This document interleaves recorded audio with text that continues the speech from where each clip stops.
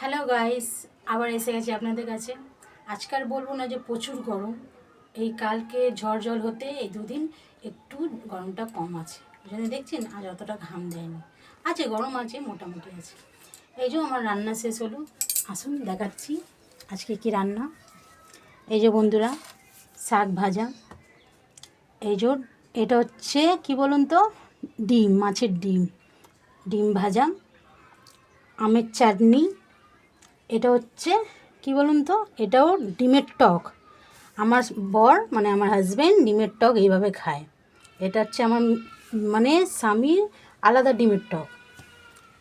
আর এটা হচ্ছে আমার মেয়ের ডিম, আলাদা ডিমের টক। আমার মেয়ে এই ডিমের টক খায় না, আমার মেয়ে এরকম ডিমের টক খায় না।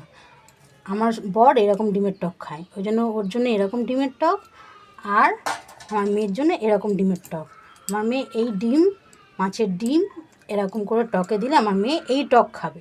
ওই জন্য বাপ বেটির আলাদা, আমার মেয়ের এই টক আর আমার বরের এই টক। ওই জন্য বাপ বেটির টক হয়েছে, এই যে দেখতে পাচ্ছ বন্ধুরা। আর এটা হচ্ছে আমের চাটনি। এটা হচ্ছে আমি আর আমার ছেলে খাবো। আমার ছেলের টক খায় না, আমিও খাই না, ওই জন্য আমার আর আমার ছেলের এই আমের চাটনি হয়ে গেল। এটা হলো বাবার টক, মেয়ের টক, আর আমাদের আমার ছেলে আর আমার এটা চাটনি, আমের চাটনি হয়ে গেল।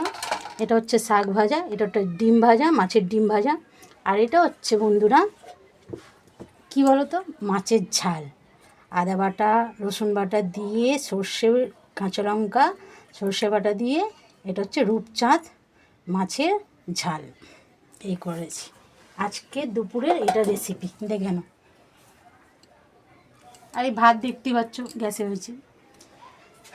তো বন্ধুরা, এই রান্না হয়েছে আজকে দুপুরবেলা, তোমাদেরকে দেখিয়ে দিলাম। এবার যাচ্ছি চান মান করবো, চান টান করে তারপরে দুপুরে খাওয়া দাওয়া হবে। তাহলে বন্ধুরা, তোমাদেরকে আজকে দুপুরের মেনুটা দেখিয়ে দিলাম। তাহলে বন্ধুরা, আবার নেক্সট ভিডিওতে তোমাদের সাথে দেখা করতে আসছি।